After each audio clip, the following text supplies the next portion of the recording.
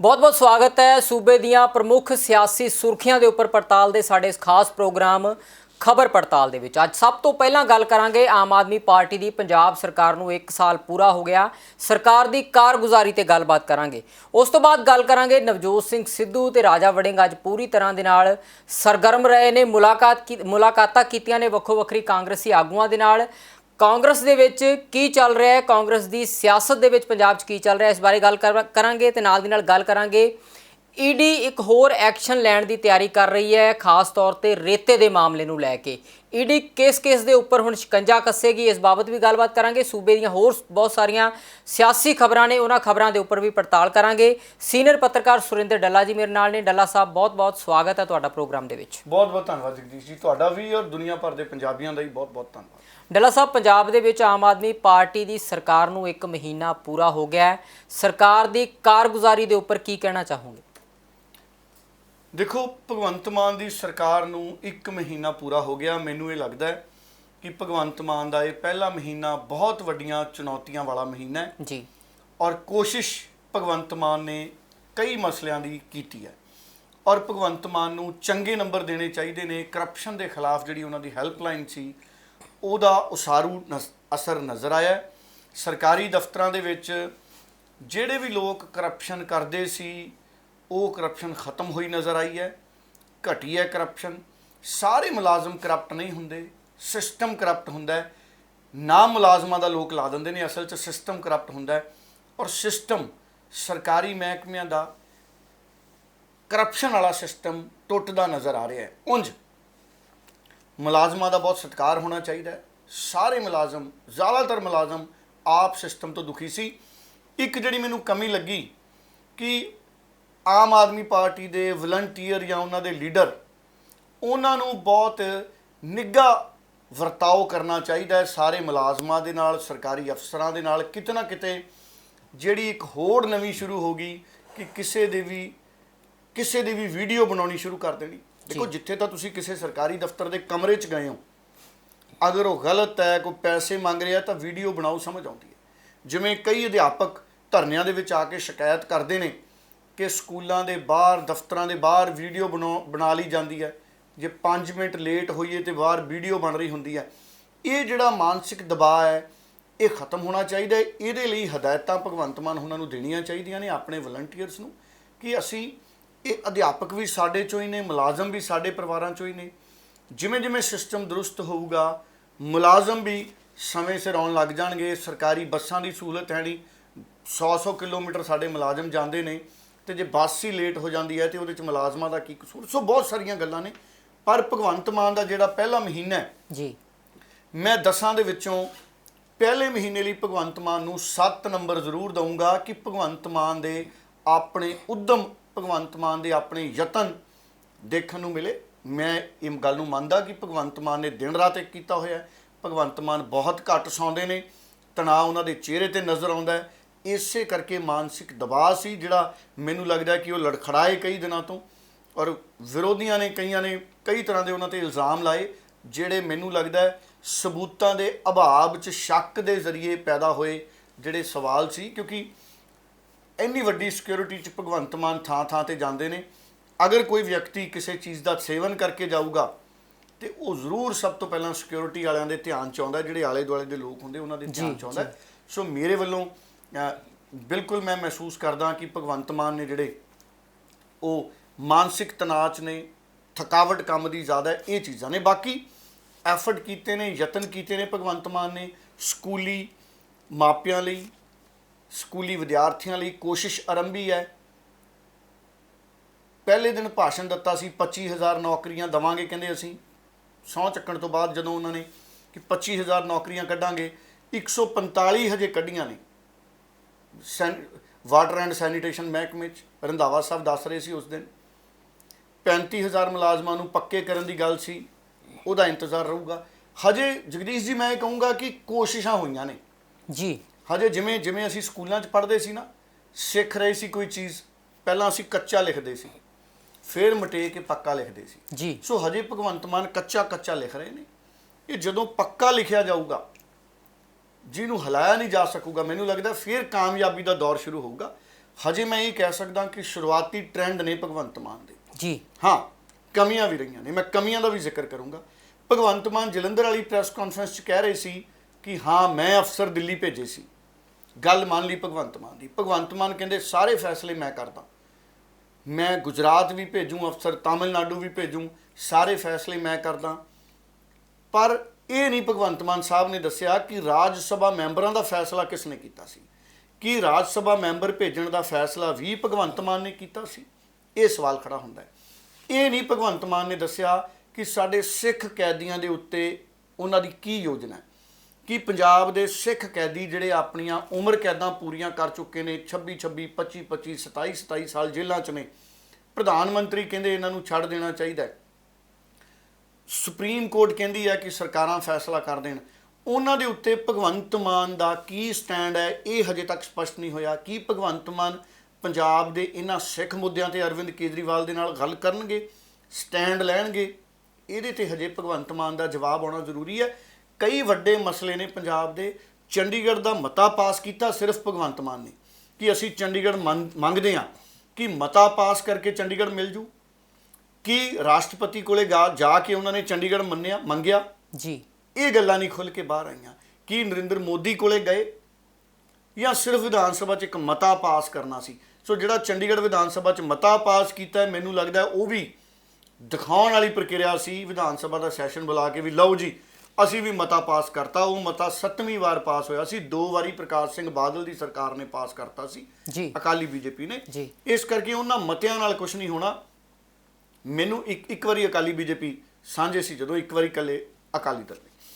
ਹੁਣ ਉਸਾਰੂ ਕੰਮ ਉਹਦੇ ਤੇ ਹੁੰਦਾ ਨਜ਼ਰ ਨਹੀਂ ਆਇਆ। ਹਾਂ, ਸਕੂਲਾਂ ਦੇ ਮਾਮਲੇ ਤੇ ਇਸ਼ਤਿਹਾਰ ਸਰਕਾਰੀ ਛਪੇ ਮੈਂ ਦੇਖੇ, ਪਰ ਸਕੂਲਾਂ 'ਚ ਕਿਤਾਬਾਂ ਕਾਪੀਆਂ ਨਹੀਂ ਗਈਆਂ ਬਹੁਤਿਆਂ ਤੇ। ਇਸ ਪਾਸੇ ਕੰਮ ਕਰਨ ਦੀ ਲੋੜ ਹੈ। ਕੱਚੇ ਮੁਲਾਜ਼ਮ ਪੱਕੇ ਕਰਨ ਲਈ ਠੋਸ ਯੋਜਨਾ ਨਹੀਂ ਆਈ। ਸਰਕਾਰੀ ਨੌਕਰੀਆਂ 25,000 ਕੀ ਇੱਕ ਮਹੀਨੇ 'ਚ ਕੱਢ ਦੇਣਗੇ? ਇਹ ਹੋ ਸਕਦਾ ਹੈ ਕਿ ਅੱਜ ਕੋਈ ਉਹ ਵੱਡਾ ਐਲਾਨ ਕਰ ਦੇਣ। ਹੋ ਸਕਦਾ ਹੈ ਅੱਜ 25,000 ਸਰਕਾਰੀ ਨੌਕਰੀਆਂ ਕੱਢ ਦੇਣ, ਹੋ ਸਕਦਾ ਹੈ ਅੱਜ 10,000 ਪੁਲਿਸ ਦੀਆਂ ਨੌਕਰੀਆਂ ਕੱਢ ਦੇਣ, ਹੋ ਸਕਦਾ ਹੈ ਅੱਜ 300 ਯੂਨਿਟ ਬਿਜਲੀ ਮੁਫਤ ਦੇ ਦੇਣ। ਹੁਣ ਬਿਜਲੀ ਦੀ ਗੱਲ ਕਰ ਲਓ, ਜੇ 300 ਯੂਨਿਟ ਬਿਜਲੀ ਮੁਫਤ ਦਿੰਦੇ ਨੇ, ਇਨਕਮ ਕਿੱਥੇ ਹੈ? ਹੋ ਸਕਦਾ ਅੱਜ ਕੋਈ ਐਕਸਾਈਜ਼ ਪਾਲਿਸੀ ਨਵੀਂ ਦੇ ਦੇਣ, ਸ਼ਰਾਬ ਦੀ ਪਾਲਿਸੀ ਨਵੀਂ ਦੇ ਦੇਣ। ਕੋਸ਼ਿਸ਼ਾਂ ਨੇ ਹਜੇ ਭਗਵੰਤ ਮਾਨ ਦੀਆਂ। ਬਿਜਲੀ ਦੇ ਮਾਮਲੇ 'ਚ ਕੱਟ ਲੱਗ ਰਹੇ ਨੇ ਬਹੁਤ ਜ਼ਿਆਦਾ ਪੰਜਾਬ 'ਚ। ਇਹ ਨਾ ਪੱਖੀ ਕੰਮ ਹੈ ਭਗਵੰਤ ਮਾਨ ਦਾ। ਪਰ ਮੈਂ ਫਿਰ ਵੀ 10 'ਚੋਂ 7 ਨੰਬਰ ਦਿੰਦਾ। ਭਾਵੇਂ ਤੁਸੀਂ ਮੇਰੇ ਨਾਲ ਸਹਿਮਤ ਨਾ ਹੋ, ਮੈਂ 7 ਨੰਬਰ ਭਗਵੰਤ ਮਾਨ ਦੀਆਂ ਕੋਸ਼ਿਸ਼ਾਂ ਨੂੰ ਦਿੰਦਾ ਕਿ ਭਗਵੰਤ ਮਾਨ ਨੇ ਕੋਸ਼ਿਸ਼ਾਂ ਆਰੰਭੀਆਂ ਨੇ। ਨਤੀਜੇ ਕਦੋਂ ਆਉਣਗੇ ਵਕਤ ਦੱਸੂਗਾ। ਸਵਾਲ ਇਹ ਵੀ ਨੇ ਕਿ ਮਾਈਨਿੰਗ ਰਾਤਾਂ ਨੂੰ ਕਹਿੰਦੇ ਗੈਰ ਕਾਨੂੰਨੀ ਹੋ ਰਹੀ ਹੈ, ਦਿਨ ਨੂੰ ਰੁਕ ਗਈ, ਪਰ ਰੇਤਾ ਉਪਲਬਧ ਨਹੀਂ, ਰੇਤਾ ਮਹਿੰਗਾ ਹੋ ਗਿਆ। ਮੈਂ ਕੱਲ ਮੰਡੀ 'ਚ ਕਿਸਾਨਾਂ ਨੂੰ ਮਿਲਿਆ, ਕਿਸਾਨ ਕਹਿੰਦੇ ਅਸੀਂ ਆਪਣੇ ਖੇਤ 'ਚੋਂ ਰੇਤਾ ਨਹੀਂ ਕੱਢ ਸਕਦੇ। ਚਰਨਜੀਤ ਚੰਨੀ ਨੇ ਕਿਹਾ ਸੀ ਕਿ ਤੁਸੀਂ ਆਪਣੇ ਖੇਤ 'ਚੋਂ ਰੇਤਾ ਕੱਢ ਸਕਦੇ ਹੋ, ਆਪਣੀ ਜ਼ਮੀਨ 'ਚੋਂ, ਤੇ ਕਿਸਾਨ ਕਹਿੰਦੇ ਅਸੀਂ ਆਪਣਾ ਰੇਤਾ ਹੀ ਨਹੀਂ ਕੱਢ ਸਕਦੇ।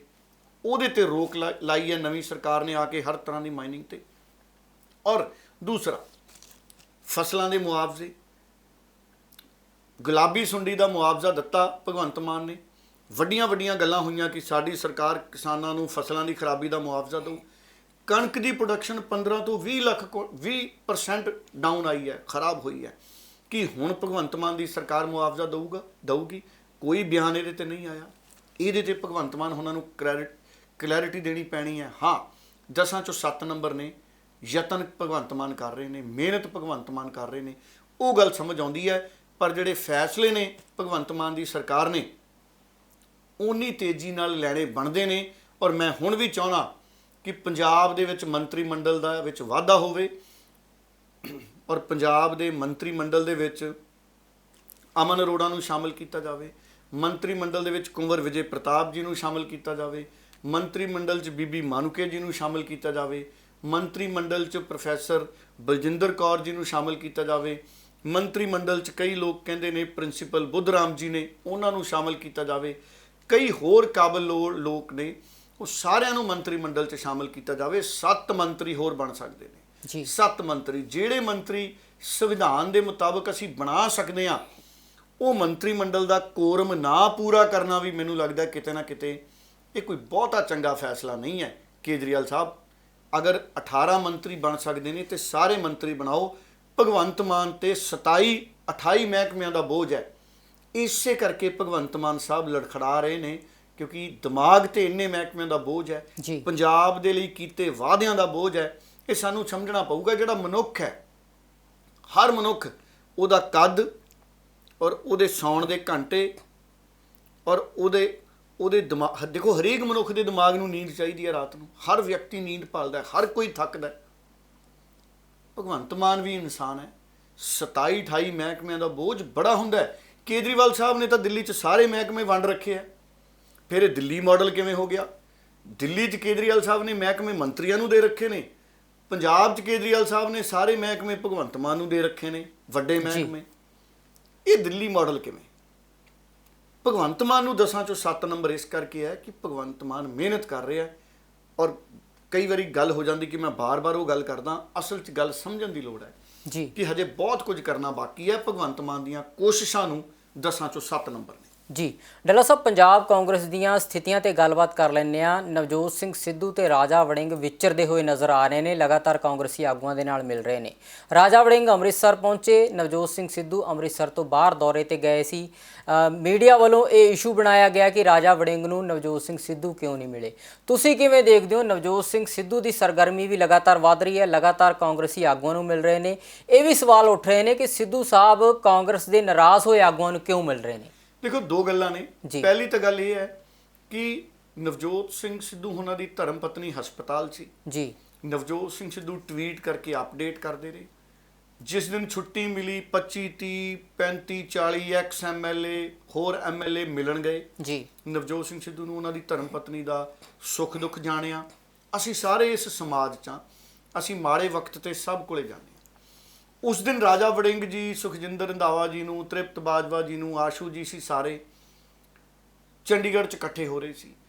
ਬੜਾ ਚੰਗਾ ਹੁੰਦਾ ਅਗਰ ਇਹ ਸਾਰੇ ਚੰਡੀਗੜ੍ਹੋਂ, ਦੇਖੋ ਇਹਨਾਂ ਕੋਲੇ ਗੱਡੀਆਂ ਨੇ ਜੀ, ਇਹਨਾਂ ਨੇ ਬੱਸ ਤੇ ਤਾਂ ਆਉਣਾ ਨਹੀਂ। ਚੰਗਾ ਹੁੰਦਾ ਇਹ ਵੀ ਸਾਰੇ ਉਸ ਦਿਨ ਨਵਜੋਤ ਸਿੰਘ ਸਿੱਧੂ ਦੀ ਧਰਮ ਪਤਨੀ ਦਾ ਹਾਲ ਚਾਲ ਪੁੱਛਣ ਚਲੇ ਜਾਂਦੇ। ਰਾਜਾ ਵੜਿੰਗ ਤਾਂ ਨਵਜੋਤ ਸਿੰਘ ਸਿੱਧੂ ਦੀ ਕਾਰ ਚਲਾਉਂਦੇ ਰਹੇ ਨੇ। ਨਵਜੋਤ ਸਿੰਘ ਸਿੱਧੂ ਨੇ ਕਿੰਨਾ ਸਿਆਸੀ ਤੌਰ ਤੇ ਰਾਜਾ ਵੜਿੰਗ ਦਾ ਉਤਸ਼ਾਹ ਵਧਾਇਆ। ਕਿੰਨੀ ਵਾਰੀ ਰਾਜਾ ਵੜਿੰਗ ਲਈ ਟਵੀਟ ਕੀਤੇ ਕਿ ਉਹ ਚੰਗੇ ਕੰਮ ਕਰ ਰਿਹਾ। ਮੰਤਰੀ ਬਣਾਉਣ 'ਚ ਭੂਮਿਕਾ ਅਦਾ ਕੀਤੀ, ਬਤੌਰ ਪ੍ਰਧਾਨ ਸਿਫਾਰਿਸ਼ ਕੀਤੀ। ਸੋ ਜਿਸ ਦਿਨ ਨਵਜੋਤ ਸਿੰਘ ਸਿੱਧੂ 2 ਦਿਨ ਹਸਪਤਾਲਾਂ 'ਚ ਰਿਹਾ, ਬਾਕੀ ਲੀਡਰ ਹਸਪਤਾਲ ਜਾਂਦੇ ਰਹੇ, ਉਸ ਦਿਨ ਰਾਜਾ ਵੜਿੰਗ ਜੀ ਪ੍ਰਧਾਨ ਬਣ ਕੇ ਆਏ ਸੀ। ਉਹਨਾਂ ਕੋਲੇ 2 ਦਿਨ ਦਾ ਸਮਾਂ ਸੀ, ਅੰਮ੍ਰਿਤਸਰ ਚਲੇ ਜਾਂਦੇ, ਬਾਕੀ ਲੋਕ ਵੀ ਨਾਲ ਚਲੇ ਜਾਂਦੇ, ਭਾਰਤ ਭੂਸ਼ਣ ਆਸ਼ੂ ਨਾਲ ਚਲੇ ਜਾਂਦੇ। ਦੂਸਰਾ, ਜੇ ਹੁਣ ਵੀ ਰਾਜਾ ਵੜਿੰਗ ਸਾਹਿਬ ਸਵੇਰੇ ਸਵੇਰੇ ਗੱਡੀ ਚੱਕ ਕੇ ਨਵਜੋਤ ਸਿੰਘ ਸਿੱਧੂ ਦੇ ਘਰੇ ਚਲੇ ਜਾਂਦੇ ਤੇ ਸਿੱਧੂ ਨੇ ਮਿਲ ਲੈਣਾ ਸੀ। ਔਰ ਮੈਨੂੰ ਹੁਣ ਵੀ ਲੱਗਦਾ ਹੈ ਕਿ ਜੇ ਰਾਜਾ ਵੜਿੰਗ ਨਵਜੋਤ ਸਿੰਘ ਸਿੱਧੂ ਉਹਨਾਂ ਨੂੰ ਕਹਿਣਗੇ ਮੇਰੇ ਸਹੁੰ ਚੁੱਕ ਸਮਾਗਮ 'ਚ ਆਓ, ਸਹੁੰ ਚੁੱਕ ਨਹੀਂ, ਅਹੁਦਾ ਸੰਭਾਲਣ ਦੇ ਸਮਾਗਮ 'ਚ ਆਓ, ਤੇ ਨਵਜੋਤ ਸਿੰਘ ਸਿੱਧੂ ਤੇ ਉਹਨਾਂ ਦੀ ਟੀਮ ਦੇ ਸਾਰੇ ਵਿਧਾਇਕ ਜਾਣਗੇ। ਨਵਜੋਤ ਸਿੰਘ ਸਿੱਧੂ ਉਹ ਵਿਅਕਤੀ ਨਹੀਂ ਹੈ ਜਿਹੜਾ ਰੁੱਸ ਕੇ ਘਰੇ ਬਹਿ ਜਾਊਗਾ ਵੀ ਮੈਂ ਰਾਜਾ ਵੜਿੰਗ ਦੇ ਅਹੁਦਾ ਸੰਭਾਲਣ 'ਚ ਨਹੀਂ ਜਾਣਾ। ਮੈਂ ਕਹਿੰਦਾ ਜੇ ਰਾਜਾ ਵੜਿੰਗ ਨਹੀਂ ਵੀ ਬੁਲਾਊਗਾ, ਨਵਜੋਤ ਸਿੰਘ ਸਿੱਧੂ ਨੇ ਤਾਂ ਵੀ ਆਪ ਚਲੇ ਜਾਣਾ ਮੁਬਾਰਕਾਂ ਦੇਣ। ਤੁਸੀਂ ਦੇਖੋ, ਜਿਸ ਦਿਨ ਰਾਜਾ ਵੜਿੰਗ ਚੁਣੇ ਗਏ ਨੇ, ਰਾਤ ਨੂੰ ਖਬਰਾਂ ਆਈਆਂ ਨੇ। ਮੈਨੂੰ ਲੱਗਦਾ ਕਿਉਂਕਿ ਨਵਜੋਤ ਸਿੰਘ ਸਿੱਧੂ ਰਾਤ ਨੂੰ 9-10 ਵਜੇ ਸੌਂ ਜਾਣ ਵਾਲੇ ਵਿਅਕਤੀ ਨੇ ਜੀ, ਜੋ ਮੈਨੂੰ ਲੱਗ ਰਿਹਾ ਅੱਜ ਦੇ ਸਮੇਂ 'ਚ, ਕਿਉਂਕਿ ਪਾਠ ਪੂਜਾ ਦਾ ਵੀ ਉਹਨਾਂ ਦਾ ਵਕਤ ਹੁੰਦਾ। ਤੇ ਸਵੇਰੇ ਸੁੱਤੇ ਉੱਠਦੇ ਹੀ ਉਹਨਾਂ ਨੇ ਟਵੀਟ ਪਾ ਕੇ ਮੁਬਾਰਕਾਂ ਦੇਤੀਆਂ ਰਾਜਾ ਵੜਿੰਗ ਨੂੰ ਤੇ ਪੂਰੀ ਟੀਮ ਨੂੰ। ਜਦੋਂ ਨਵਜੋਤ ਸਿੰਘ ਸਿੱਧੂ ਨੇ ਸ਼ੁਭ ਕਾਮਨਾਵਾਂ ਦੇਤੀਆਂ ਤੇ ਰਾਜਾ ਵੜਿੰਗ ਉਹਨਾਂ ਨੂੰ ਵੀ ਟਵੀਟ ਕਰਕੇ ਨਵਜੋਤ ਸਿੰਘ ਸਿੱਧੂ ਦਾ ਧੰਨਵਾਦ ਕਰ ਦੇਣਾ ਚਾਹੀਦਾ ਸੀ। ਦੇਖੋ, ਜਦੋਂ ਕੋਈ ਅਸੀਂ ਕਿਸੇ ਦੇ ਘਰੇ ਜਾਂਦੇ ਹਾਂ ਤੇ ਕਈ ਵਾਰੀ ਅਸੀਂ ਫੁੱਲਾਂ ਦਾ ਗੁਲਦਸਤਾ ਲੈ ਜਾਂਦੇ ਹਾਂ। ਜਦੋਂ ਅਸੀਂ ਆਪਣੇ ਤੋਂ ਵੱਡੇ ਦੇ ਘਰੇ ਜਾਂਦੇ ਹਾਂ ਤੇ ਅਸੀਂ ਮਠਿਆਈ ਦਾ ਡੱਬਾ ਲੈ ਜਾਂਦੇ ਹਾਂ। ਅਸੀਂ ਆਪਣੇ ਰਿਸ਼ਤੇਦਾਰੀ 'ਚ ਕਿਸੇ ਦੇ ਘਰੇ ਜਾਂਦੇ ਹਾਂ, ਅਸੀਂ ਦਰਜਨ ਕੇਲੇ ਲੈ ਜਾਂਦੇ ਹਾਂ, ਅਸੀਂ ਲਿਫਾਫਾ ਸੇਬ ਦਾ ਲੈ ਜਾਂਦੇ ਹਾਂ। ਅੱਜ ਕੱਲ੍ਹ ਤਾਂ ਨਵੇਂ ਬਿਸਕੁਟਾਂ ਦੇ ਡੱਬੇ ਆ ਗਏ, ਉਹ ਲੈ ਜਾਂਦੇ ਹਾਂ। ਇਹ ਇੱਜ਼ਤ ਮਾਣ ਹੁੰਦਾ ਹੈ। ਕਿਸੇ ਦੇ ਘਰ ਕੁਝ ਥੋੜਿਆ ਨਹੀਂ। ਜਗਦੀਸ਼ ਜੀ, ਜੇ ਤੁਸੀਂ ਕੇਲੇ ਨਹੀਂ ਲੈ ਕੇ ਜਾਓਗੇ ਜੀ, ਇਹਦਾ ਮਤਲਬ ਇਹ ਨਹੀਂ ਹੈਗਾ ਕਿ ਉਹਨਾਂ ਨੇ ਕਦੀ ਸਾਰੀ ਜ਼ਿੰਦਗੀ ਕੇਲੇ ਹੀ ਨਹੀਂ ਖਾਣੇ। ਇਹ ਤੁਹਾਡਾ ਇੱਕ ਸਨਮਾਨ ਹੈ ਦੂਸਰੇ ਦੇ ਪ੍ਰਤੀ। ਇਸੇ ਤਰ੍ਹਾਂ ਜਦੋਂ ਨਵਜੋਤ ਸਿੰਘ ਸਿੱਧੂ ਨੇ ਸਾਰਿਆਂ ਨੂੰ ਸ਼ੁਭ ਕਾਮਨਾਵਾਂ ਦੇਤੀਆਂ ਸੀ, ਇਹ ਨਵਜੋਤ ਸਿੰਘ ਸਿੱਧੂ ਨੂੰ ਮੋੜਵਾਂ ਧੰਨਵਾਦ ਕਰ ਦਿੰਦੇ। ਨਹੀਂ ਕੀਤਾ, ਕੋਈ ਗੱਲ ਨਹੀਂ, ਆਪ ਚਲੇ ਜਾਂਦੇ ਜੀ। ਉਮਰ 'ਚ ਤਾਂ ਨਵਜੋਤ ਸਿੰਘ ਸਿੱਧੂ ਵੱਡਾ ਹੀ ਹੈ ਨਾ ਰਾਜਾ ਵੜਿੰਗ ਤੋਂ। ਰਾਜਾ ਵੜਿੰਗ 44 ਦਾ, ਨਵਜੋਤ ਸਿੰਘ ਸਿੱਧੂ 57 58 ਜੀ। ਸੋ 14-15 ਸਾਲ ਦਾ ਫਰਕ ਕੋਈ ਥੋੜਾ ਹੁੰਦਾ ਜੀ। ਸੋ ਇਸ ਕਰਕੇ ਇਹ ਇੱਕ ਦੂਜੇ ਦਾ ਸਨਮਾਨ ਹੁੰਦਾ ਹੈ। ਹੁਣ ਵੀ ਅਗਰ ਰਾਜਾ ਵੜਿੰਗ ਨਵਜੋਤ ਸਿੰਘ ਸਿੱਧੂ ਹੋਣਾ ਕੋਲੇ ਜਾਣਗੇ ਤੇ ਨਵਜੋਤ ਸਿੰਘ ਸਿੱਧੂ ਨੇ ਹੁਣ ਵੀ ਰਾਜਾ ਵੜਿੰਗ ਨੂੰ ਛੋਟੇ ਭਰਾਵਾਂ ਦੀ ਤਰ੍ਹਾਂ ਸਤਿਕਾਰ ਦੇਣਾ ਗਲਵੱਕੜੀ ਪਾ ਕੇ। ਤੇ ਕੋਈ ਪਤਾ ਨਹੀਂ ਕਿ ਜਦੋਂ ਨੂੰ ਲੋਕ ਸਾਡਾ ਇਹ ਪ੍ਰੋਗਰਾਮ ਸੁਣ ਰਹੇ ਨੇ ਤੇ ਰਾਜਾ ਵੜਿੰਗ ਨਵਜੋਤ ਸਿੰਘ ਸਿੱਧੂ ਦੇ ਘਰ ਪਹੁੰਚ ਹੀ ਗਏ ਹੋਣ ਤੇ ਦੋਨਾਂ ਨੇ ਇੱਕ ਤਸਵੀਰ ਵੀ ਸਾਂਝੀ ਕਰ ਦਿੱਤੀ ਹੋਵੇ ਜੀ, ਇੱਕ ਦੂਜੇ ਦੇ ਨਾਲ ਫੁੱਲਾਂ ਦੇ ਗੁਲਦਸਤੇ ਆਦਾਨ ਪ੍ਰਦਾਨ ਕਰਨ ਦੀ। ਔਰ ਦੂਸਰੀ ਗੱਲ ਜਿਹੜੀ ਤੁਸੀਂ ਗੱਲ ਕੀਤੀ ਹੈ ਜੀ ਕਿ ਇਹ ਇਲਜ਼ਾਮ ਲੱਗ ਰਹੇ ਨੇ ਕਿ ਨਵਜੋਤ ਸਿੰਘ ਸਿੱਧੂ ਦੀਆਂ ਗਤੀਵਿਧੀਆਂ ਕੀ ਨੇ, ਕੀ ਉਹ ਪਾਰਟੀ ਬਣਾ ਸਕਦੇ ਨੇ। ਕਈ ਲੋਕ ਕਈ ਤਰ੍ਹਾਂ ਦੀਆਂ ਗੱਲਾਂ ਕਰਦੇ ਨੇ। ਦੇਖੋ, ਨਵਜੋਤ ਸਿੰਘ ਸਿੱਧੂ ਬਾਰੇ ਤਾਂ ਲੋਕ ਇਹ ਵੀ ਕਹਿੰਦੇ ਸੀ ਵੀ ਜੇ ਨਵਜੋਤ ਸਿੰਘ ਸਿੱਧੂ ਹਾਰ ਗਿਆ ਹੁਣ ਘਰੋਂ ਨਹੀਂ ਨਿਕਲਦਾ। ਲੋਕ ਇਹ ਵੀ ਕਹਿੰਦੇ ਸੀ ਕਿ ਨਵਜੋਤ ਸਿੰਘ ਸਿੱਧੂ ਨੇ ਸਰਗਰਮ ਨਹੀਂ ਹੋਣਾ ਹਾਰਨ ਤੋਂ ਬਾਅਦ। ਨਵਜੋਤ ਸਿੰਘ ਸਿੱਧੂ ਕਹਿੰਦੇ ਸੀ ਕਿ ਅਹੁਦੇ ਕਰਕੇ ਹੀ ਸਰਗਰਮ ਹੈ। ਹਾਰ ਕੇ ਵੀ ਉਹ ਤਾਂ ਮੈਦਾਨ 'ਚ ਨਿਕਲਿਆ ਨਵਜੋਤ ਸਿੰਘ ਸਿੱਧੂ। ਨਵਜੋਤ ਸਿੰਘ ਸਿੱਧੂ ਹੁਣ ਵੀ ਲੋਕਾਂ ਦੀ ਲੜਾਈ ਲੜ ਰਿਹਾ। ਉਹ ਮੰਡੀਆਂ 'ਚ ਪਹੁੰਚ ਗਿਆ। ਉਹਨੇ ਮੰਗ ਕਰਤੀ ਵੀ ਭਾਈ ਕਿਸਾਨਾਂ ਦੀ MSP ਵਧਾਓ। ਅੰਤਰਰਾਸ਼ਟਰੀ ਬਾਜ਼ਾਰ 'ਚ 3500 ਰੁਪਏ ਪ੍ਰਤੀ ਕੁਇੰਟਲ ਕਣਕ ਦਾ ਭਾਅ ਹੋ ਗਿਆ। ਪੰਜਾਬ ਦੇ ਕਿਸਾਨ ਅੱਜ ਵੀ 2000 ਤੋਂ ਹੇਠਾਂ ਨੇ। ਸਰਕਾਰ 500 ਬੋਨਸ ਦੇ ਦੇ। 15-20% ਖਰਾਬਾ ਹੋ ਗਿਆ ਕਣਕ ਦਾ। ਕੀ ਭਗਵੰਤ ਮਾਨ ਮੁਆਵਜ਼ਾ ਦੇਣਗੇ? ਕੋਈ ਐਲਾਨ ਹੀ ਕਰ ਦੇਣ ਭਗਵੰਤ ਮਾਨ ਸਾਹਿਬ ਜੀ। ਕੇਜਰੀਵਾਲ ਸਾਹਿਬ ਤਾਂ ਬਹੁਤ ਵੱਡੀਆਂ ਗੱਲਾਂ ਕਰਦੇ ਸੀ ਕਿ ਦਿੱਲੀ 'ਚ ਅਸੀਂ ਸਭ ਤੋਂ ਜ਼ਿਆਦਾ ਮੁਆਵਜ਼ਾ ਦਿੰਦੇ ਹਾਂ ਫਸਲ ਦੀ ਖਰਾਬੀ ਤੇ। ਹੁਣ ਤਾਂ ਪੰਜਾਬ ਮਾਡਲ ਤੁਹਾਡੇ ਸਾਹਮਣੇ ਹੈ। ਦਿੱਲੀ ਮਾਡਲ ਲਿਆਓ ਪੰਜਾਬ 'ਚ ਖੇਤੀਬਾੜੀ ਦਾ। ਹੁਣ ਕਰੋ ਐਲਾਨ, ਕੌਣ ਰੋਕਦਾ ਹੈ? ਕਿਸਾਨਾਂ ਨੂੰ ਮੈਂ ਮਿਲ ਕੇ ਆਇਆ, ਕਿਸਾਨ ਔਖੇ ਹੋਏ ਨੇ ਜਗਦੀਸ਼ ਜੀ। ਉਹਨਾਂ ਨੂੰ ਸਮਝ ਨਹੀਂ ਆ ਰਿਹਾ ਵੀ ਝੋਨਾ ਕਿਵੇਂ ਵੇਚਾਂਗੇ। ਡੀਜ਼ਲ 100 ਟੱਪ ਗਿਆ, 100 ਦੇ ਲਾਗੇ ਆ ਗਿਆ ਡੀਜ਼ਲ। ਬਿਜਲੀ ਦੇ ਕੱਟ ਨੇ 5-5 6-6 ਘੰਟਿਆਂ ਦੇ। ਇੰਨੇ ਦੁੱਖਾਂ 'ਚ ਵੀ ਅਸੀਂ ਖੁਸ਼ਖਬਰੀਆਂ ਲੱਭੀ ਜਾਂਦੇ ਹਾਂ ਵੀ 300 ਯੂਨਿਟ ਮਾਫ ਕਰ ਦਿਓ। ਜੇ 300 ਯੂਨਿਟ ਮਾਫ ਕਰ ਵੀ ਦਿੱਤੇ ਤੇ ਕੋਈ ਨਿਰਧਾਰਿਤ ਰੀਡਿੰਗ ਤੋਂ ਬਾਅਦ ਮੁੱਲ ਵੱਧ ਜਾਣਾ ਬਿਜਲੀ ਦਾ। ਵੀ ਪਹਿਲੇ 300 ਮੁਫਤ ਹੈ ਤੇ ਇੰਨੇ ਯੂਨਿਟ ਤੋਂ ਬਾਅਦ ਮੁੱਲ ਆ ਹੈ। ਸੋ ਗੱਲਬਾਤ ਉੱਥੇ ਹੀ ਰਹਿ ਜਾਣੀ ਹੈ ਕਿਉਂਕਿ ਪੈਸਾ ਹੈ ਨਹੀਂ ਸਰਕਾਰ ਕੋਲੇ। ਜੀ, ਜਦ ਤੱਕ ਸਰਕਾਰ ਕੋਲੇ ਇਨਕਮ ਨਹੀਂ ਆਉਂਦੀ, ਭਗਵੰਤ ਮਾਨ ਉਹਨਾਂ ਨੂੰ ਪੈਸੇ ਦੀ ਪੈਦਾਵਾਰ ਵਾਲੇ ਪਾਸੇ ਧਿਆਨ ਦੇਣ ਦੀ ਲੋੜ ਹੈ ਕਿ ਪੈਸਾ ਬਣੇ ਕਿਵੇਂ ਪੰਜਾਬ 'ਚ, ਪੰਜਾਬ ਦੀ ਸਰਕਾਰ। ਜੀ। ਸੋ ਇਸ ਕਰਕੇ ਨਵਜੋਤ ਸਿੰਘ ਸਿੱਧੂ ਕੋਈ ਗੱਦਾਰੀ ਨਹੀਂ ਕਰਦਾ ਦਿਖਦਾ। ਕੋਈ ਪਾਰਟੀ ਨਹੀਂ ਮੈਨੂੰ ਨਵਜੋਤ ਸਿੰਘ ਸਿੱਧੂ ਬਣਾਉਂਦਾ ਦਿਖਦਾ। ਹਾਂ, ਕਾਂਗਰਸ ਵਾਲੇ ਹੀ ਡਰ ਕੇ ਨਵਜੋਤ ਸਿੰਘ ਸਿੱਧੂ ਨੂੰ ਪਾਰਟੀ 'ਚੋਂ ਕੱਢ ਦੇਣ, ਜਿਵੇਂ ਕਈ ਦੂਸਰਿਆਂ ਨੂੰ ਕੱਢਤਾ, ਉਹ ਗੱਲ ਵੱਖਰੀ ਹੈ। ਜੀ। ਨਵਜੋਤ ਸਿੰਘ ਸਿੱਧੂ ਮੈਨੂੰ ਨਹੀਂ ਲੱਗਦਾ ਕਿ ਪੰਜਾਬ ਦੇ ਮੁੱਦਿਆਂ ਤੋਂ ਬਾਹਰ ਜਾ ਰਿਹਾ। ਉਹ ਤਾਂ ਲਾੜੀ ਪੰਜਾਬ ਦੇ ਮੁੱਦਿਆਂ ਤੇ ਰਿਹਾ। ਹਾਂ, ਕਈ ਲੀਡਰਾਂ ਨੂੰ ਮਿਲ ਰਿਹਾ ਜੀ। ਉਹ ਪਹਿਲਾਂ ਵੀ ਮਿਲ ਕੇ ਆਇਆ ਸੀ। ਅਮਰੀਕ ਢਿੱਲੋਂ ਉਹਨਾਂ ਨੂੰ ਹਾਰਟ ਅਟੈਕ ਹੋਇਆ ਸੀ। ਉਹ ਬਜ਼ੁਰਗ ਆਦਮੀ ਨੇ। ਜੀ। ਕਈ ਵਾਰ ਦੇ MLA ਨੇ, ਸਾਰੀ ਜ਼ਿੰਦਗੀ ਕਾਂਗਰਸ ਚਲਾਈ, ਉਹਨਾਂ ਨੂੰ ਮਿਲ ਕੇ ਆਇਆ। ਲਾਲ ਸਿੰਘ ਉਹਨਾਂ ਨੂੰ ਮਿਲ ਕੇ ਆਇਆ। ਲਾਲ ਸਿੰਘ ਕਿੱਡੀ ਸਿਆਣੀ ਉਮਰ ਦੇ ਲੀਡਰ ਨੇ। ਸੁਨੀਲ ਜਾਖੜ ਨੂੰ ਵੀ ਮਿਲ ਕੇ ਆਇਆ ਨਵਜੋਤ ਸਿੰਘ ਸਿੱਧੂ। ਜੇ ਨਵਜੋਤ ਸਿੰਘ ਸਿੱਧੂ ਨੂੰ ਕਿਸੇ ਨੂੰ ਮਿਲ ਲਿਆ ਤੇ ਦੇਖਦਾ ਕਈਆਂ ਦੇ ਸਿਆਸੀ ਢਿੱਡ ਦੁਖਣ ਲੱਗ ਜਾਂਦੇ, ਚਰਚਾ ਕਰਨ ਲੱਗ ਜਾਂਦੇ ਵੀ ਲੈ ਵੀ ਇਹ ਹੁਣ ਸਿੱਧੂ ਪਾਰਟੀ ਬਣਾਊ, ਜੀ, ਸਿੱਧੂ ਕਾਂਗਰਸ ਤੋੜੂ। ਸਿੱਧੂ ਤੋੜਨ ਜੋਗਾ ਹੁੰਦਾ ਤੇ ਉਹ ਪਹਿਲਾਂ ਹੀ ਕਾਂਗਰਸ ਤੋੜ ਜਾਂਦਾ। ਗੱਲ ਇਹ ਹੈ ਵੀ ਸਿੱਧੂ ਜ਼ੁਬਾਨ ਤੇ ਖੜ ਗਿਆ। ਗੱਲ ਤਾਂ ਇਹ ਹੈ ਵੀ ਕਾਂਗਰਸ ਦੀ ਹਾਈ ਕਮਾਂਡ ਨਹੀਂ ਜ਼ੁਬਾਨ ਤੇ ਖੜੀ, ਕਈ ਲੀਡਰ ਨਹੀਂ ਜ਼ੁਬਾਨ ਤੇ ਖੜੇ। ਬਾਕੀ ਦੇਖੋ, ਇੱਕ ਗੱਲ ਹੈ, ਸਿੱਧੂ ਚੰਨੀ ਨੂੰ ਬੁਲਾਇਆ ਈਡੀ ਨੇ ਨਾ, ਸਿੱਧੂ ਨੇ ਫੇਰ ਟਵੀਟ ਕਰਤਾ ਵੀ ਮੇਰੀ ਲੜਾਈ ਪੰਜਾਬ ਲਈ ਸੀ, ਰੇਤੇ ਲਈ ਨਹੀਂ ਸੀ।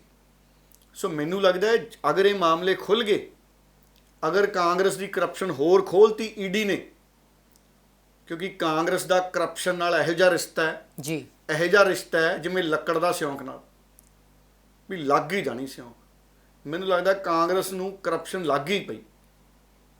ਉਹ ਚੰਗੀ ਦਵਾਈ ਕਾਂਗਰਸ ਨੂੰ ਪਾਉਣੀ ਚਾਹੀਦੀ ਹੈ ਜੀ, ਤਾਂ ਕਿ ਨਾ ਲੱਗੇ ਸਿਉਂਕ। ਜੀ। ਸੋ ਜੇ ਕਿਤੇ ਈਡੀ ਨੇ ਜੋ ਸੰਕੇਤ ਮਿਲ ਰਹੇ ਨੇ ਜਗਦੀਸ਼ ਜੀ, ਜਿਵੇਂ ਤੁਸੀਂ ਸ਼ੁਰੂਆਤ ਜੀ, ਮੈਂ ਉਹੀ ਸਵਾਲ ਡੱਲਾ ਸਾਹਿਬ ਤੁਹਾਡੇ ਤੋਂ ਪੁੱਛਣ ਲੱਗਾ ਸੀ ਕਿ ਇਹ ਖਬਰਾਂ ਆਈਆਂ ਨੇ ਕਿ ਈਡੀ ਹੁਣ ਸ਼ਿਕੰਜਾ ਕੱਸਣ ਜਾ ਰਹੀ ਹੈ ਰੇਤੇ ਦੀ ਨਜਾਇਜ਼ ਮਾਈਨਿੰਗ ਨੂੰ ਲੈ ਕੇ। ਚਰਨਜੀਤ ਸਿੰਘ ਚੰਨੀ ਕਾਲ ਦੇ ਵਿੱਚ ਜਿਹੜੇ ਅਫਸਰ ਸਨ ਸਰਕਾਰ ਦੇ ਦੌਰਾਨ, ਉਹਨਾਂ ਦੇ ਉੱਪਰ ਵੀ ਕਾਰਵਾਈ ਹੋ ਸਕਦੀ ਹੈ ਡੱਲਾ ਸਾਹਿਬ, ਇਹ ਖਬਰਾਂ ਆਈਆਂ ਨੇ। ਦੇਖੋ, ਅਸੀਂ ਇੱਕ ਗੱਲ ਸਮਝੀਏ ਜੀ। ਚਰਨਜੀਤ ਚੰਨੀ ਦੇ ਰਿਸ਼ਤੇਦਾਰ ਕੋਲੇ ਇੰਨੇ ਪੈਸੇ ਕਿੱਥੋਂ ਆ ਗਏ? 10 ਕਰੋੜ। ਜੀ। ਦੱਸੋ। ਮੈਂ ਜ਼ਿੰਦਗੀ 'ਚ ਜਗਦੀਸ਼ ਜੀ ਸੋਚ ਹੀ ਨਹੀਂ ਸਕਦਾ ਕਿ ਇੰਨੇ ਪੈਸੇ ਨੰਗੀ ਅੱਖ ਨਾਲ ਦੇਖ ਲੂੰਗਾ। ਜੀ। ਉੱਥੇ ਹੀ ਕਾਂਬਾ ਜਿਹਾ ਲੱਗ ਜੂ, ਜੇ ਦੇਖ ਲਿਆ ਤਾਂ ਪਤਾ ਨਹੀਂ ਕੀ ਹੋ ਜਾਣਾ ਜੀ। ਬੇਹੋਸ਼ੀ ਨਾ ਹੋ ਜਾਈਏ। 10 ਕਰੋੜ ਕੈਸ਼ ਸਾਡੇ ਪਰਸ 'ਚ ਕਦੀ 15-20 ਹਜ਼ਾਰ ਇਕੱਠਾ ਆ ਜੇ ਤੇ ਬਾਰ-ਬਾਰ ਪਰਸ ਨੂੰ ਉੱਪਰਲੀ ਜੇਬ 'ਚ ਹੀ ਪਾਈ ਰੱਖੀਦਾ ਵੀ ਭਾਈ ਕੋਈ ਪਿਛਲੀ ਜੇਬ 'ਚੋਂ ਕੱਢ ਹੀ ਨਾ ਲਵੇ। ਤੇ 10 ਕਰੋੜ ਜਿਹਨੇ ਸਾਂਭ ਲਏ ਸੀ, ਮੈਂ ਹੈਰਾਨ ਆ ਉਹਦੇ ਜਿਗਰੇ ਤੇ। ਜੀ। ਪੱਕਾ ਕੋਈ ਨਾ ਕੋਈ ਦਿਮਾਗੀ ਟੈਨਸ਼ਨ ਲਵਾ ਲਈ ਹੋਣੀ ਉਹਨੇ ਵੀ, ਕੋਈ ਬੀਪੀ ਬੂਪੀ ਵਾਧਾ ਘਟਦਾ ਹੋਊਗਾ ਪੱਕਾ। ਮਾਨਸਿਕ ਤਣਾਅ ਦੇ ਨਾਲ ਵੀ ਬੀਪੀ ਦੀ ਸ਼ਿਕਾਇਤ ਹੁੰਦੀ ਹੈ ਜੀ। ਸੋ ਇਸ ਕਰਕੇ ਇੰਨੇ ਜ਼ਿਆਦਾ 10 ਕਰੋੜ ਫੜੇ ਗਏ ਤੇ ਈਡੀ ਨੇ ਕੜੀ ਕੜੀ ਫੜ ਲਈ ਵੀ ਭਾਈ ਖਾਤਿਆਂ 'ਚ ਟ੍ਰਾਂਸਫਰ ਪੈਸਾ ਹੋਇਆ, ਇਹ ਕਿੱਥੋਂ ਆਇਆ। ਫਿਰ ਕਹਿੰਦੇ ਈਡੀ ਨੂੰ ਕਈ ਸੰਕੇਤ ਮਿਲੇ, ਉਹਨਾਂ ਦਿਨਾਂ 'ਚ ਚਰਚਾ ਚੱਲਦੀ ਸੀ ਵੀ ਮਰਜ਼ੀ ਦਾ ਅਫਸਰ ਲਵਾ ਲਓ ਜੀ ਤੇ ਉੱਥੇ ਚਲੇ ਜਾਓ, ਉਹਨਾਂ ਨੂੰ ਅਪਰੋਚ ਕਰ ਲਓ। ਮੈਂ ਨਾਮ ਇਸ ਕਰਕੇ ਨਹੀਂ ਲੈ ਰਿਹਾ, ਮੈਨੂੰ ਪਤਾ ਕਈਆਂ ਦੇ ਨਾਮ ਹੈ ਵੀ ਕਿਹੜੇ ਕਿਹੜੇ ਬਦਲੀਆਂ ਕਰਾਉਣ ਵਾਲੇ ਸੀ ਉਦੋਂ ਜੀ। ਮੈਂ ਇਸ ਕਰਕੇ ਨਹੀਂ ਲੈ ਰਿਹਾ ਵੀ ਇਹ ਈਡੀ ਦਾ ਕੰਮ ਹੈ। ਜਿਨ੍ਹਾਂ ਕੋਲੇ ਜਾਂਦੇ ਸੀ, ਜਿਹੜੇ ਜਿਹੜੇ ਬਦਲੀਆਂ ਦੇ ਧੰਦੇ 'ਚ ਲੱਗੇ ਸੀ, ਹੋ ਸਕਦਾ ਉਹਨਾਂ ਦੀ ਕੋਈ ਮਜਬੂਰੀ ਹੋਵੇ ਜ਼ਿੰਦਗੀ 'ਚ। ਸਾਰਿਆਂ ਨੂੰ ਪਤਾ ਕੌਣ ਲੋਕ ਬਦਲੀਆਂ ਕਰਦੇ ਕਰਾਉਂਦੇ ਸੀ। ਐਵੇਂ ਨਹੀਂ ਪੰਜਾਬ ਦਾ ਰੇਤਾ ਲੀਡਰਾਂ ਨੂੰ ਮਹਿਲ ਦੇ ਗਿਆ, ਘਰ ਦੇ ਗਿਆ, ਵੱਡੇ ਵੱਡੇ ਚੌੜੇ ਚੌੜੇ ਟਾਇਰਾਂ ਵਾਲੀਆਂ ਗੱਡੀਆਂ ਦੇ ਗਿਆ। ਲੀਡਰਾਂ ਕੋਲੇ ਏਡੀਆਂ ਏਡੀਆਂ ਗੱਡੀਆਂ ਆ ਜਾਂਦੀਆਂ, ਮੈਂ ਹੈਰਾਨ ਹੁੰਦਾ ਕਿਵੇਂ ਆਉਂਦੀਆਂ, ਐਂ ਆਉਂਦੀਆਂ। ਬਾਅਦ 'ਚ ਫਿਰ ਐਂ ਆ, ਫਿਰ ਈਡੀ ਦੇ ਲਿਫਾਫੇ ਹੀ ਆਉਂਦੇ, ਰਜਿਸਟਰਡ ਪੋਸਟ। ਹੁਣ ਕਹਿੰਦੇ ਈਡੀ ਚਰਨਜੀਤ ਚੰਨੀ ਵੇਲੇ ਦੇ ਕਈ ਅਫਸਰਾਂ ਤੇ ਨਜ਼ਰ ਰੱਖ ਰਹੀ ਹੈ। ਚੰਨੀ ਤੋਂ ਤਾਂ ਪੁੱਛਗਿੱਛ ਕਰ ਲਈ, ਸ਼ੱਕ ਚੰਨੀ ਤੇ ਵੀ ਹੈ ਈਡੀ ਨੂੰ, ਪਰ ਚੰਨੀ ਸਾਹਿਬ ਕਹਿੰਦੇ ਵੀ ਮੇਰੇ ਜਵਾਬਾਂ ਤੋਂ ਸੰਤੁਸ਼ਟ ਨੇ, ਮੇਰਾ ਕੋਈ ਲੈਣਾ ਦੇਣਾ ਨਹੀਂ। ਕਹਿੰਦੇ ਦੁਬਾਰਾ ਮੈਨੂੰ ਪੁੱਛਗਿੱਛ ਲਈ ਸੱਦਿਆ ਵੀ ਨਹੀਂ। ਚਲੋ ਇਹ ਤਾਂ ਹੁਣ ਈਡੀ ਦਾ ਕੰਮ ਹੈ ਚੰਨੀ ਸਾਹਿਬ ਜੀ। ਅਸੀਂ ਤਾਂ ਚਾਹਾਂਗੇ ਕਿ ਜੇ ਤੁਸੀਂ ਸੱਚੇ ਹੋ ਤੇ ਬਿਲਕੁਲ ਪਾਕ ਸਾਫ਼ ਰਹੋ, ਹਮੇਸ਼ਾ ਦੀ ਤਰ੍ਹਾਂ ਤੁਸੀਂ ਪਾਕ ਸਾਫ਼ ਹੋ। ਪਰ ਉਹ 10 ਕਰੋੜ ਜਿਨ੍ਹਾਂ ਕੋਲੇ ਇਕੱਠਾ ਹੋ ਗਿਆ, ਕੀ ਕਿਤੇ ਤੁਹਾਡੀ ਕੋਈ ਜ਼ਿੰਮੇਵਾਰੀ ਤਾਂ ਨਹੀਂ ਸੀ ਵੀ ਉਹ ਕਿਵੇਂ ਇਕੱਠਾ ਕਰ ਗਏ ਭਾਈ? ਚੰਨੀ ਸਾਹਿਬ ਤੁਹਾਡੀ ਵਿਜੀਲੈਂਸ ਨੂੰ ਫੜਨਾ ਚਾਹੀਦਾ ਸੀ ਉਹਨਾਂ ਨੂੰ ਪਹਿਲਾਂ ਤਾਂ। ਸੋ ਹੁਣ ਈਡੀ ਕਹਿੰਦੇ ਚਰਨਜੀਤ ਚੰਨੀ ਦੇ ਕਾਰਜਕਾਲ ਦੌਰਾਨ ਜਿਹੜੇ ਅਫਸਰਾਂ ਦੇ ਤਬਾਦਲੇ ਹੋਏ, ਉਹਨਾਂ ਤੇ ਵੀ ਸਵਾਲ ਖੜੇ ਕਰ ਰਹੀ ਹੈ। ਈਡੀ ਪੜਤਾਲ ਕਰ ਰਹੀ ਹੈ ਵੀ ਭਾਈ ਅਫਸਰਾਂ ਦੀਆਂ ਬਦਲੀਆਂ 'ਚ ਪੈਸੇ ਤਾਂ ਨਹੀਂ ਚੱਲੇ। ਕਹਿੰਦੇ ਲੱਖਾਂ 'ਚ ਪੋਸਟਾਂ ਵਿਕਦੀਆਂ ਸੀ। ਮੈਂ ਤਾਂ ਇੱਥੋਂ ਤੱਕ ਸੁਣਦਾ ਸੀ ਵੀ ਜੇ ਆਹ ਥਾਣਾ ਲੈਣਾ ਹੋਵੇ ਕਹਿੰਦੇ ਇੰਨਾ ਮੁੱਲ ਹੈ। ਮੈਂ ਬੜਾ ਹੈਰਾਨ ਹੋਇਆ ਵੀ ਅੱਛਾ ਥਾਣੇ ਵੀ ਵਿਕਦੇ ਆ, ਜ਼ਮੀਰ ਵਿਕਦੇ ਸੁਣੇ ਸੀ।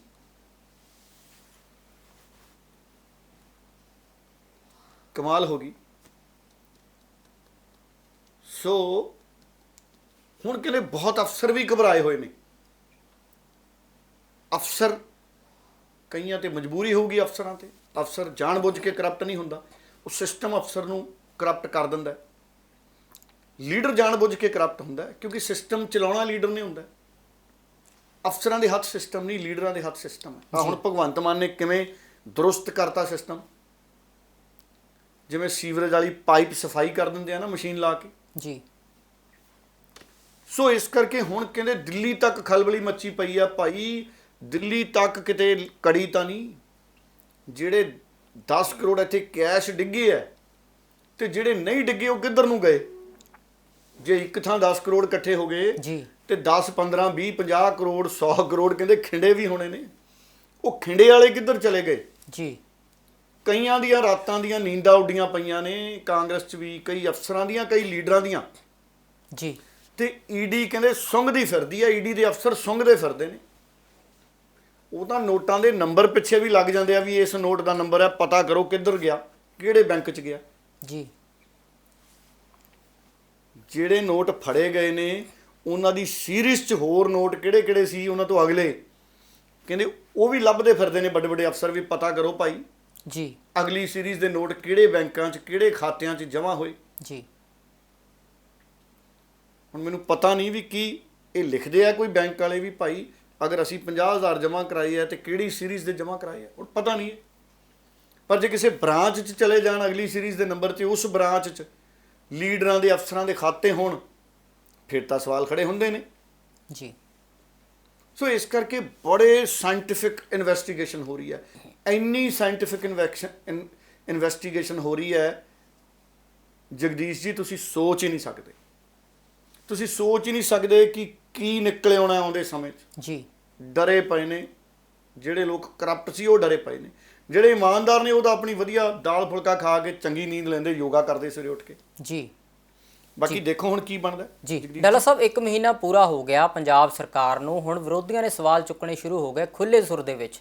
ਸੁਖਪਾਲ ਸਿੰਘ ਖਹਿਰਾ ਹੋਣਾ ਨੇ ਅੱਜ ਮੀਡੀਆ ਦੇ ਰੂਬਰੂ ਹੋਏ, ਉਹ ਸੋਸ਼ਲ ਮੀਡੀਆ ਤੇ ਉਹਨਾਂ ਨੇ ਸਵਾਲ ਚੁੱਕੇ। 20,000 ਕਰੋੜ ਰੁਪਏ ਦਾ ਜਿਹੜਾ ਦਾਵਾ ਕੇਜਰੀਵਾਲ ਸਾਹਿਬ ਨੇ ਕੀਤਾ ਸੀ ਵੀ ਰੇਤੇ ਤੋਂ ਕਮਾਈ ਕਰਾਂਗੇ ਤੇ ਸਟੇਟ ਨੂੰ ਰੈਵਨਿਊ ਦੇਵਾਂਗੇ ਤੇ ਲੋਕਾਂ ਨੂੰ ਸਹੂਲਤਾਂ ਦੇਵਾਂਗੇ ਉਸੇ ਪੈਸੇ ਦੀਆਂ, ਉਹ ਕਹਿੰਦੇ ਕਿੱਥੇ ਆ ਉਹ 20,000 ਕਰੋੜ ਰੁਪਇਆ? ਸਰਕਾਰ ਨੇ ਕੋਈ ਕਾਰਵਾਈ ਸ਼ੁਰੂ ਕਿਉਂ ਨਹੀਂ ਕੀਤੀ ਉਹ ਪੈਸਾ ਬਣਾਉਣ ਦੇ ਲਈ? ਉਦੋਂ ਡਾਕਟਰ ਦਲਜੀਤ ਸਿੰਘ ਚੀਮਾ ਸ਼੍ਰੋਮਣੀ ਅਕਾਲੀ ਦਲ ਦੇ ਸੀਨੀਅਰ ਆਗੂ ਨੇ, ਉਹਨਾਂ ਨੇ ਵੀ ਸਵਾਲ ਚੁੱਕੇ ਨੇ ਕਿ ਸਰਕਾਰ ਨੇ ਆਪਣੀਆਂ ਗਰੰਟੀਆਂ ਪੂਰੀਆਂ ਕਰਨ ਦੇ ਲਈ ਕੋਈ ਕਵਾਇਦ ਹਾਲੇ ਤੱਕ ਸ਼ੁਰੂ ਕਿਉਂ ਨਹੀਂ ਕੀਤੀ? ਸੋ ਡੱਲਾ ਸਾਹਿਬ, ਹੁਣ ਸਿਆਸੀ ਸਵਾਲ ਉੱਠਣੇ ਸ਼ੁਰੂ ਹੋ ਗਏ ਨੇ, ਕਿਵੇਂ ਦੇਖਦੇ ਹੋ? ਦੇਖੋ, ਵਿਰੋਧੀ ਧਿਰ ਦੀ ਇਹ ਜ਼ਿੰਮੇਵਾਰੀ ਹੈ ਕਿ ਉਹ ਸਵਾਲ ਚੱਕੇ। ਜੀ। ਜਿਵੇਂ ਮੈਂ ਸ਼ੁਰੂ 'ਚ ਕਿਹਾ ਸੀ, ਜੀ ਭਗਵੰਤ ਮਾਨ ਹੁਣੀ ਕੋਸ਼ਿਸ਼ ਕਰ ਰਹੇ ਨੇ, ਇਹਦੇ 'ਚ ਕੋਈ ਦੋ ਰਾਏ ਨਹੀਂ। ਸਾਨੂੰ ਸਮਾਂ ਦੇਣਾ ਚਾਹੀਦਾ ਭਗਵੰਤ ਮਾਨ ਨੂੰ। ਜੀ ਠੀਕ ਹੈ, ਸਵਾਲ ਕਰਦੇ ਰਹੋ, ਸਵਾਲ ਕਰਨੇ ਵੀ ਜ਼ਰੂਰੀ ਨੇ ਤਾਂ ਕਿ ਭਗਵੰਤ ਮਾਨ, ਉਹਨਾਂ ਦੀ ਟੀਮ, ਉਹ ਅਵੇਅਰ ਰਵੇ ਕਿ ਲੋਕ ਜਾਗੇ ਹੋਏ। ਜੀ ਔਰ ਜਗਾਏ ਵੀ ਇਹਨਾਂ ਨੇ ਹੀ ਆ, ਬਦਲਾ ਵਾਲਿਆਂ ਨੇ।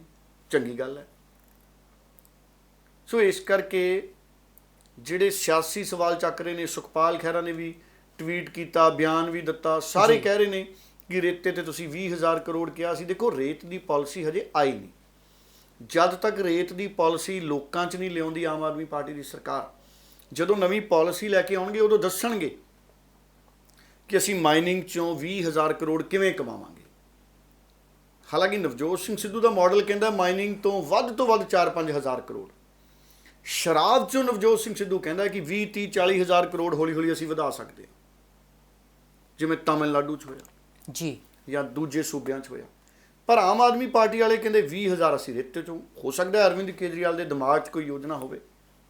ਹੁਣ ਇਹ ਜਦੋਂ ਪਾਲਿਸੀ ਲੈ ਕੇ ਆਉਣੀ ਹੈ ਭਗਵੰਤ ਮਾਨ ਨੇ ਰੇਤੇ ਦੀ, ਜਗਦੀਸ਼ ਜੀ, ਉਦੋਂ ਹੀ ਪਤਾ ਲੱਗੂਗਾ। ਔਰ ਸ਼ਰਾਬ ਦੀ ਪਾਲਿਸੀ, ਜੀ ਇਨਕਮ ਵਾਲੇ ਪਾਸੇ ਜ਼ੋਰ ਦੇਣਾ ਪੈਣਾ ਭਗਵੰਤ ਮਾਨ ਨੂੰ। ਬਾਰ-ਬਾਰ ਆਪਾਂ ਉਹੀ ਗੱਲ ਕਰਦੇ ਹਾਂ, ਜਦ ਤੱਕ ਇਨਕਮ ਵਾਲੇ ਪਾਸੇ ਜ਼ੋਰ ਨਹੀਂ ਦਿੰਦੇ ਤਦ ਤੱਕ ਕਲੈਰਿਟੀ ਨਹੀਂ ਆਉਣੀ। ਜੀ ਡੱਲਾ ਸਾਹਿਬ, ਹੁਣ ਸਮਾਪਤੀ ਵੱਲ ਵਧਦੇ ਹਾਂ ਜੀ। ਤੁਹਾਡਾ ਬਹੁਤ-ਬਹੁਤ ਧੰਨਵਾਦ। ਅੱਜ ਦੀਆਂ ਸਿਆਸੀ ਸੁਰਖੀਆਂ ਦੇ ਉੱਪਰ ਤੁਸੀਂ ਆਪਣੇ ਵਿਚਾਰ ਰੱਖੇ, ਪੜਤਾਲ ਕੀਤੀ ਖਬਰਾਂ ਦੀ। ਦਰਸ਼ਕਾਂ ਤੋਂ ਵੀ ਇਜਾਜ਼ਤ ਲੈਂਦੇ ਹਾਂ ਜੀ। ਬਹੁਤ-ਬਹੁਤ ਧੰਨਵਾਦ। ਬਹੁਤ-ਬਹੁਤ ਧੰਨਵਾਦ।